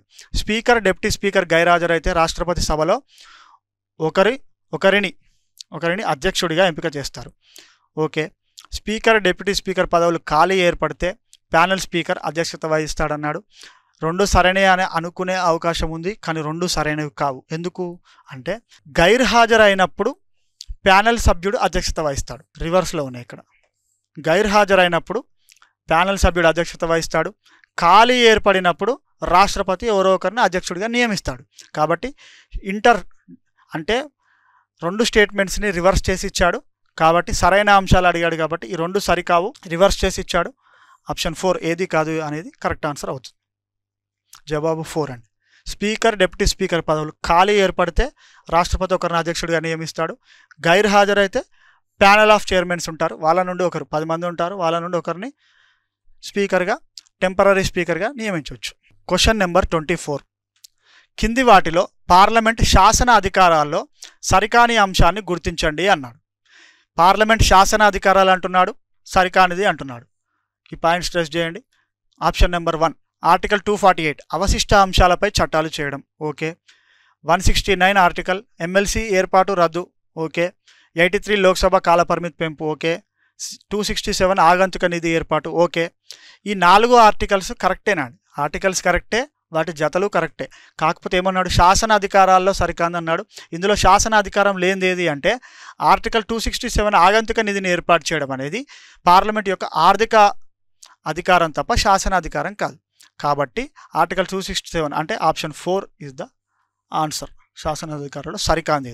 మిగతా అన్ని శాసనాలు వీళ్ళే చేస్తారు. 248 ప్రకారం అవశిష్ట అంశాలపై, 169 ప్రకారం ఎమ్మెల్సీలు వీళ్ళే ఏర్పాటు చేస్తారు. 83 ప్రకారం లోక్సభ కాల పరిమితి కూడా కరెక్టే.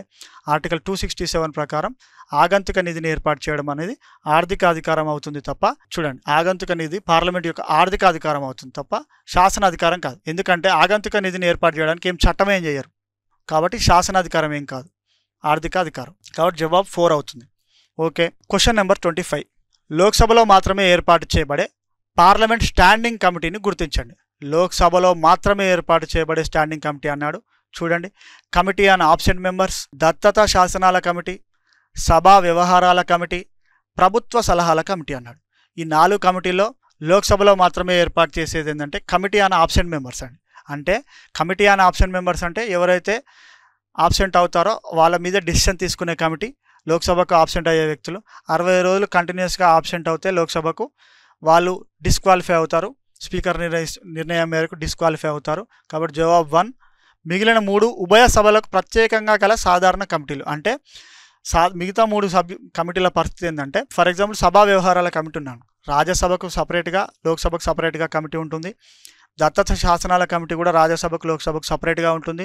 ప్రభుత్వ సలహాల కమిటీ కూడా రాజ్యసభకు, లోక్సభకు సపరేట్గా ఉంటుంది. కమిటీ ఆన్ ఆబ్సెంట్ మెంబర్స్ మాత్రమే లోక్సభకు ప్రత్యేకంగా ఉంటుంది. కాబట్టి జవాబు 1 అవుతుంది. Question number 26. ఈ కింది వాటిలో సరికాని అంశాన్ని గుర్తించండి. సరికాని అంశం అంటున్నాడు, రాష్ట్రపతి విశ్వాసంతో గవర్నర్ పదవిలో కొనసాగుతాడు. ఓకే. అటార్నీ జనరల్ రాష్ట్రపతి ఇష్టసూత్రంపై పదవి నిర్వహిస్తాడు. అడ్వకేట్ జనరల్ రాష్ట్రపతి ఇష్టసూత్రంపై పదవిలో కొనసాగుతాడు. ఏది కాదన్నాడు. రాష్ట్రపతి విశ్వాసం మేరకే గవర్నర్ పదవిలో ఉంటాడు. రాష్ట్రపతి వద్దనుకుంటే గవర్నర్ని ఏ టైంలోనైనా తొలగించవచ్చు. ఓకే. అటార్నీ జనరల్ రాష్ట్రపతి ఇష్టసూత్రంపై పదవి నిర్ణయిస్తాడు. ఓకే. రాష్ట్రపతి ఇష్టసూత్రంపై అటార్నీ జనరల్ అన్నాడు కదా, ఈ స్టేట్మెంట్ కూడా కరెక్ట్. అటార్నీ జనరల్ ఆర్టికల్ ఎంత అండి? ఆర్టికల్ 76. అటార్నీ జనరల్ భారత ప్రభుత్వం తరపున కేసుల్ని అటార్నీ జనరల్ డీల్ చేస్తాడని చెప్పుకున్నాం. అడ్వకేట్ జనరల్ రాష్ట్రపతి ఇష్టసూత్రంపై పదవిలో కొనసాగుతాడు అన్నాడు. అడ్వకేట్ జనరల్ అంటే ఏంది? సేమ్ అటార్నీ జనరల్ లాగే, కాకపోతే రాష్ట్ర లెవెల్లో, స్టేట్ లెవెల్లో ఉండే హైయెస్ట్ లా ఆఫీసర్ ఎవరంటే అడ్వకేట్ జనరల్. రాష్ట్ర ప్రభుత్వ కేసుల్ని రిప్రజెంట్ చేస్తాడు. అయితే ఈయన రాష్ట్రపతి ఇష్టసూత్రంపై అని ఇచ్చాడు స్టేట్మెంట్, కాకపోతే ఇక్కడ రాష్ట్రపతి కాదండి, గవర్నర్ ఇష్టసూత్రం పైన అడ్వకేట్ జనరల్ కొనసాగుతాడు. కాబట్టి ఆన్సర్ ఏమవుతుంది? ఆప్షన్ 3 సరికాని అంశం. కాబట్టి option 3 is the right answer. Advocate general governor ఇష్టసూత్రంపై కొనసాగుతాడు, రాష్ట్రపతి ఇష్టసూత్రంపై కాదు. కాబట్టి ఆ చిన్న తేడాన్ని గమనిస్తే మనం బిట్ పెట్టవచ్చు. Question number 27. పార్లమెంట్ సమావేశాలకు సంబంధించి ఈ కింది వ్యాఖ్యలను పరిశీలించండి. ఓకే, రాజ్యాంగం ప్రకారం సంవత్సరంలో 3 సార్లు సమావేశం నిర్వహించేది రాష్ట్రపతి. ప్రోరోగ్ వల్ల పార్లమెంట్ పరిశీలనలో ఉన్న బిల్లు రద్దు కాదు. ఓకే, రాష్ట్రపతి పరిశీలనలో ఉన్న బిల్లు లోక్సభ రద్దు వల్ల రద్దు కాదు. ఓకే, పైన పేర్కొన్న వాటిలో సరైన సమాధానం గుర్తించండి. ఓకే, రాజ్యాంగం ప్రకారం సంవత్సరంలో 3 సార్లు సమావేశాలు అన్నాడు. అసలు రాజ్యాంగం ప్రకారం ఎన్నిసార్లు, రాజ్యాంగంలో ఎన్నిసార్లు అని స్పెసిఫిక్గా ఏముండదు. 6 నెలలకు మించి పార్లమెంటు సమావేశం కాకుండా ఉండరాదు, 6 నెలలకు మించి ఉండరాదు అన్నాడు. 6 నెలలకు మించి ఉన్నప్పుడు అంటే ఎన్నిసార్లు అవుతుంది, మినిమం ఎన్నిసార్లు అవుతుంది, 2 సార్లే అవుతుంది. సంవత్సరంలో 2 సార్లు అవుతుంది. కానీ రాజ్యాంగం ప్రకారం సంవత్సరంలో 3 సార్లు అన్నాడు, కానీ కాదు కదా. కాబట్టి ఏ ఒక్క స్టేట్మెంట్ని ఎలిమినేట్ చేసినా బి అండ్ సి నీకు ఏం తెలియకపోయినా పెట్టొచ్చు. ఏ అనేది 2 సార్లు అని తెలుసుకున్నప్పుడు బి అండ్ సి అనేది నీకు దీంట్లో కన్ఫ్యూజన్ ఉన్నా కూడా ఇది ఒక్క స్టేట్మెంట్ ఎలిమినేట్ చేసి ఆన్సర్ పెట్టొచ్చు. బి ఏం చెప్తుంది, ప్రోరోగ్ వల్ల పార్లమెంట్ పరిశీలనలో ఉన్న బిల్లు రద్దు కాదు. ప్రోరోగ్ అంటే ఏంటి, మళ్ళీ సెషన్ మొత్తాన్ని వాయిదా వేయడం. ఆ ప్రోరోగ్ వల్ల పార్లమెంట్ పరిశీలనలో బిల్లు ఏమైనా రద్దు అవుతుందా, లేదు, కాదు. ప్రోరోగ్ చేసేది ఎవరు, రాష్ట్రపతి. అడ్జార్న్మెంట్ సైన్ డై చేసేది ఎవరు, స్పీకర్. ఓకే, రాష్ట్రపతి పరిశీలనలో ఉన్న బిల్లు లోక్సభ రద్దు వల్ల రద్దు కాదన్నాడు. ఓకే, అది కూడా కరెక్టే. కాబట్టి ఇప్పుడు ఆన్సర్ ఏమవుతుంది, జవాబు 2. రాజ్యాంగం ప్రకారం 6 నెలలు మించకుండా సమావేశపరచాలన్నాడు. 6 నెలలు అంటే 2 సార్లు అవుతుంది మనం చెప్పుకున్నట్టు. మిగతా 2 స్టేట్మెంట్లు కరెక్టే. కాబట్టి జవాబు 2 అవుతుంది. Question number 28. కింది వ్యాఖ్యలో సరికాని అంశాలను గుర్తించండి. సరికాని అన్నాడు. ఓకే, సభాధ్యక్షులు వారి సభా సభ్యుల చేత ఎన్నుకోబడతారు. ఓకే, సభాధ్యక్షుల జీతభత్యాలను నిర్ణయించేది పార్లమెంటు. ఓకే, రాష్ట్రపతి అనుమతితో సెక్రటరీ జనరల్ నియమించేది సభాధ్యక్షుడు. ఓకే, సభాధ్యక్షులు వారి తొలగింపు తీర్మానానికి అధ్యక్షత వహించినప్పటికీ సమావేశానికి హాజరవుతారు. ఓకే, 4 స్టేట్మెంట్లో చూడండి, సభాధ్యక్షులు వారి సభా సభ్యుల చేత ఎన్నికవుతారు అన్నాడు. ఇందులో ఏమైనా తేడా కనబడుతుందా అంటే ఒక్క దగ్గర తేడా ఉందండి. సభా అధ్యక్షులు అన్నాడు కదా, సభలు అంటే ఏంది, లోక్సభ, రాజ్యసభ. లోక్సభ అధ్యక్షుడు ఎవరు, స్పీకరు. లోక్సభ అధ్యక్షుడైన స్పీకరు ఎలా ఎన్నుకోబడతాడు అంటే అక్కడ ఇచ్చింది కరెక్టే, సభా సభ్యుల చేత ఎన్నుకోబడతాడు. కానీ రాజ్యసభకు సంబంధించి రాజ్యసభ అధ్యక్షుడిగా ఎవరుంటారని చెప్పుకున్నాం, ఉపరాష్ట్రపతి ఉంటాడు. ఉపరాష్ట్రపతి అంటే వైస్ ప్రెసిడెంట్. వైస్ ప్రెసిడెంట్ని ఆ రాజ్యసభ సభ్యులు మాత్రమే ఎన్నుకుంటారా, లేదే. వైస్ ప్రెసిడెంట్ని రాజ్యసభ సభ్యులు, లోక్సభ సభ్యులు కలిసి ఎన్నుకుంటారు. కాబట్టి ఇక్కడ సభాధ్యక్షుడు వారి సభ సభ్యుల చేత ఎన్నిక కాబడతాడు అనే స్టేట్మెంట్ కరెక్ట్ అవుతుందా, రాంగ్ అవుతుంది. కాబట్టి ఆప్షన్ 1 సరికాని అంశము. చూడండి, ఇది రైట్ అనుకునే అవకాశం ఉంది. ఒక యాంగిల్లో మాత్రమే రైట్, లోక్సభ విషయంలో మాత్రమే రైట్, రాజ్యసభ విషయంలో ఆ స్టేట్మెంట్ వర్తించదు. కాబట్టి జాగ్రత్తగా గమనిస్తే ఆన్సర్ చేయాల్సి ఉంటుంది. ఇది లెవెల్ 2 క్వశ్చన్ అండి, రివిజన్ క్వశ్చన్. కాబట్టి కొంచెం టఫ్గానే ఉంటుంది. ఉపరాష్ట్రపతి పదవీరీత్యా రాజ్యసభకు చైర్మన్, పదవీరీత్యా కాబట్టి ఆ రాజ్యసభకు సంబంధించిన సభ్యులేమి ఎన్నుకోరు. డిప్యూటీ చైర్మన్ ఉంటాడు, డిప్యూటీ చైర్మన్ రాజ్యసభ సభ్యులు ఎన్నుకుంటారు. డిప్యూటీ చైర్మన్ ఎన్నుకుంటారు ఆ సభలోని సభ్యులు. కాబట్టి లోక్సభ స్పీకర్ మాత్రం సభలోని సభ్యులే ఎన్నుకుంటారు. కాబట్టి జవాబు 1 అవుతుంది. Question number 29. అభిశంసన తీర్మానానికి సంబంధించి సరికాని అంశాన్ని గుర్తించండి అంటున్నాడు. ఆప్షన్ 1 ఏమిచ్చాడు, సభాధ్యక్షుడి ముందస్తు అనుమతి తప్పనిసరి కాదంటున్నాడు. ఆప్షన్ 2 ప్రవేశ కారణాలు చెప్పడం తప్పనిసరి అంటున్నాడు. మంత్రిమండలి కార్యక్రమాలను అభిశంసించడానికి ఉద్దేశించబడింది. మెజారిటీ పొందిన తీర్మానం మంత్రిమండలి రద్దుకి ఉద్దేశించబడదు అంటున్నాడు. చూడండి, అభిశంసన తీర్మానానికి సంబంధించి సరికాని దాంట్లో ఆప్షన్ 1 సరికాదండి. ఎందుకంటే సభాధ్యక్షుడు ముందస్తు అనుమతి తప్పనిసరిగా ఉండాలి, కానీ ఇక్కడ ఏమన్నాడు, తప్పనిసరి కాదు అన్నాడు. కాబట్టి ఆప్షన్ 1 ఈజ్ ద సరికాని అంశం. సరే, మిగతాయి ప్రవేశ కారణాలు చెప్పడం తప్పనిసరి, మంత్రిమండలి కార్యక్రమాలను అభిశంసించడం ఉద్దేశించబడింది, మెజారిటీ పొందిన తీర్మానం మంత్రిమండలి రద్దుని ఉద్దేశించబడదు అన్నాడు. ఈ 3 స్టేట్మెంట్ కరెక్టే. మెజారిటీ పొందితే తీర్మానం ఆల్రెడీ మెజారిటీ పొందితే మంత్రిమండలి ఎందుకు రద్దు అవుతుంది, వీగిపోతే రద్దు అవుతుంది. మంత్రిమండలి కార్యక్రమాలు అభిశంసించడానికి కదా పెట్టేది, కాబట్టి ఈ ఉద్దేశించబడింది అన్నాడు. కాబట్టి స్టేట్మెంట్ కరెక్ట్. ప్రవేశపెట్టడానికి కారణాలు చెప్పడం కూడా తప్పనిసరి అన్నాడు. ఓకే, జవాబు 1 అవుతుంది. Question number 30. రాష్ట్రపతి ఎన్నికకు సంబంధించి వివాదాలకు సంబంధించి సరికాని అంశాన్ని గుర్తించండి అన్నాడు. ఆప్షన్ 1 ఎన్నికలు ముగిసే 30 రోజుల్లోపు ప్రత్యర్థి ఎన్నికల సంఘం ఫిర్యాదు చేయాలి ఎన్నికల సంఘానికి. ఓకే, ఆర్టికల్ 71 ప్రకారం ఎన్నికల వివాదాలు సుప్రీంకోర్టు ప్రారంభాధికార పరిధిలోకి వస్తాయి అన్నాడు. ఓకే, నియోజకవర్గ ఖాళీల వల్ల రాష్ట్రపతి ఎన్నిక రద్దు కాదు అన్నాడు. ఓకే, రాష్ట్రపతి ఎన్నిక చెల్లుబాటు కాని నేపథ్యంలో రాష్ట్రపతి ముందు నిర్ణయాలు కూడా రద్దు చేయబడతాయి అన్నాడు. ఓకే, ఇక్కడ సరికానిది అన్నాడు కదా. చూడండి, ఎన్నిక ముగిసిన లోపు 30 రోజుల్లోపు సంఘంలో ఫిర్యాదు చేయాలి. ఎన్నికల సంఘంలో ఈ స్టేట్మెంట్ కరెక్ట్. ఆర్టికల్ 71 ప్రకారం ఎన్నికల వివాదాలు సుప్రీంకోర్టు ఒరిజినల్ జ్యూరిస్డిక్షన్ కిందకి వస్తాయి. ప్రారంభ జ్యూరిస్డిక్షన్ కరెక్టే. నియోజకగణ ఖాళీల వల్ల రాష్ట్రపతి ఎన్నిక రద్దు చేయబడదు అన్నాడు. ఇది కూడా సుప్రీంకోర్టు ఒక తీర్పులో చెప్తుంది. కాబట్టి ఈ స్టేట్మెంట్ కరెక్టే. రాష్ట్రపతి ఎన్నిక చెల్లుబాటు కాని సందర్భంలో నేపథ్యంలో రాష్ట్రపతి ముందు నిర్ణయాలు ఏం రద్దు చేయబడవు. రాష్ట్రపతి హోదాలో తీసుకున్న ఏ నిర్ణయాలు ఏం రద్దు చేయబడవు. అప్పటి వరకు తీసుకున్న నిర్ణయాలన్నీ కొనసాగుతాయి, తర్వాత మాత్రమే రద్దు చేయబడతాయి. కాబట్టి ఆప్షన్ 4 అనేది ఆన్సర్ అవుతుంది. చూడండి, ఆర్టికల్ 71(2) రాష్ట్రపతి ఎన్నిక చెల్లని పక్షంలో ముందు నిర్ణయాలు కొనసాగుతాయి. ఎన్వి కరే తీర్పులో, యూనియన్ ఆఫ్ ఇండియా తీర్పులో ఏం చెప్పిందంటే సుప్రీంకోర్టు, ఒకవేళ రాష్ట్రపతి ఎన్నిక ఉపరాష్ట్రపతి ఎన్నిక టైంలో ఏమైనా ఖాళీలు ఉంటే ఆ రాష్ట్రపతి ఎన్నిక ఉపరాష్ట్రపతి ఎన్నిక చెల్లదు అని చెప్పడానికి వీల్లేదు. N V Khare versus union of India కేసులో సుప్రీంకోర్టు ఈ మాట చెప్తుంది. కాబట్టి ఆన్సర్ ఏమవుతుంది? జవాబు 4. రాష్ట్రపతి ఎన్నిక చెల్లుబాటు కాని నేపథ్యంలో ముందు నిర్ణయాలు రద్దు చేయబడతాయి అనేది తప్పు. దీంతో లెవెల్ 2 పార్లమెంట్ అని అయిపోయిందండి. Okay, thank you.